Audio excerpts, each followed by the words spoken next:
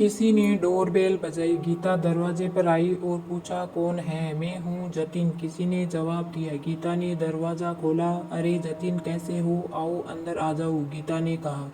गीता और जतिन कॉलेज में पढ़ते हैं और 2 साल से फ्रेंड्स हैं। जतिन गीता को पागलों की तरह चाहता है। वो गीता के लिए कुछ भी कर सकता है, लेकिन एक गरीब घर से होने के कारण वो गीता को प्रपोज करने से डरता है। गीता के दिल में क्या है ये जतिन नहीं जानता। जतिन बोला, गीता मैं अच्छा हूँ, क्या तुम मेरी बैग उठाने में मदद करोगी? गीता बोली, इतना बड़ा बैग, इसमें क्या है? कुछ नहीं, मेरा कुछ सामान है बस, जतिन ने जवाब दिया। दोनों बैग को उठाकर अंदर ले आए। जतिन, तुम यहाँ बैठो, मैं तुम्हारे लिए पानी लेकर आती हूँ। ये बोलते हुए गीता अंदर चली जाती है। गीता पानी लेकर आती है। गीता, क्या तुम मेरी थोड़ी मदद कर सकती हो? जतिन ने पूछा। इसमें पूछना क्या है जतिन, बिल्कुल कर सकती हूँ, गीता ने मुस्कुराते हुए कहा। जतिन बोला, मुझे कुछ काम से अपने गांव जाना है। मेरा ये बैग तुम्हें अपने पास रखना होगा, लेकिन प्लीज़ इसे कभी खोलने की कोशिश मत करना। मैं तुम्हें गांव से आने के बाद बताऊंगा कि क्या बात है। अब तक प्लीज़ तुम इसे मत खोलना, कहीं ये तुम चोरी करके तो नहीं लाए, गीता ने मजाक करते हुए कहा। अरे गीता, मजाक मत करो, ये बोलते हुए जतिन ने बैग को एक कोने में रख दिया और वहां से चला गया।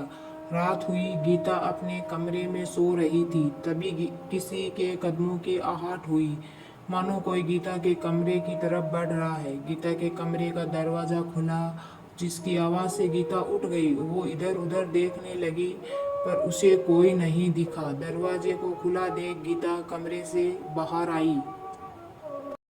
हॉल में से कुछ आवाजें आ रही थी, मानो कोई रो रहा हो। गीता सहमी हुई हॉल की तरफ बढ़ी। गीता जैसे ही हॉल में पहुंची, उसने देखा कि टीवी ऑन था और आवाजें टीवी से ही आ रही थी। ये देख गीता ने सुकून की सांस ली, लेकिन वो सोच में पड़ गई कि उसने सोने से पहले टीवी बंद किया था या नहीं। गीता ने टीवी बंद किया और अपने कमरे में वापस जाने लगी थी कि तभी हॉल में से एक कोने से कुछ हलचल हुई। गीता की नज़र हॉल के उस कोने में गई। उसने देखा उस अंधेरे कोने में कोई खड़ा उसे घूर रहा है। गीता डर से कांपने लग गई। जल्दी से लाइट ऑन कर दिया। उसने देखा कि कोने में कोई भी नहीं था, बस जतीन का बैग वहाँ रखा हुआ था। ये देख गीता को अचंभा हुआ। उसको जतीन के उस बैग पर शक था। वो बैग खोल कर देखने के लिए आगे बढ़ी, लेकिन उसे जतीन की बात याद आ गई, इस बैग को कभी मत खोलना।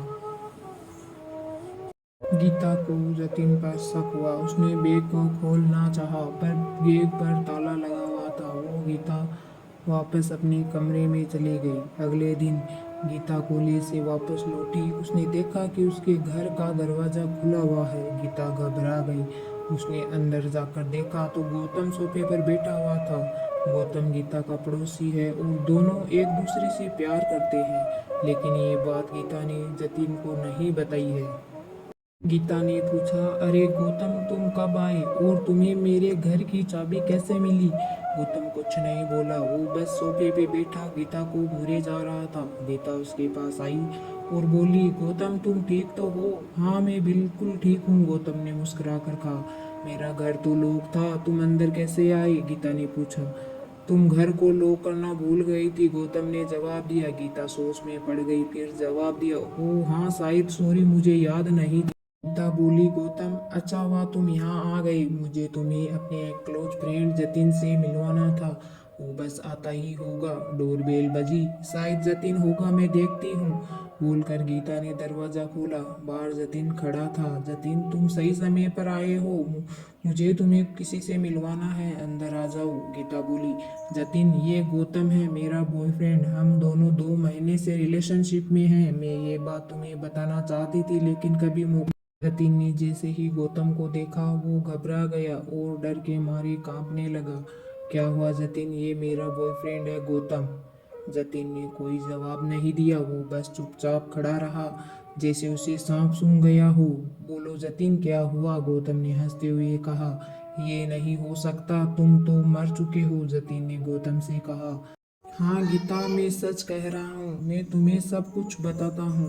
जतिन बोला, गीता मैं तुम्हें प्यार करता हूँ और तुमसे शादी करना चाहता था, लेकिन मेरे पास इतने पैसे नहीं थे कि मैं तुम्हें खुश रख पाता।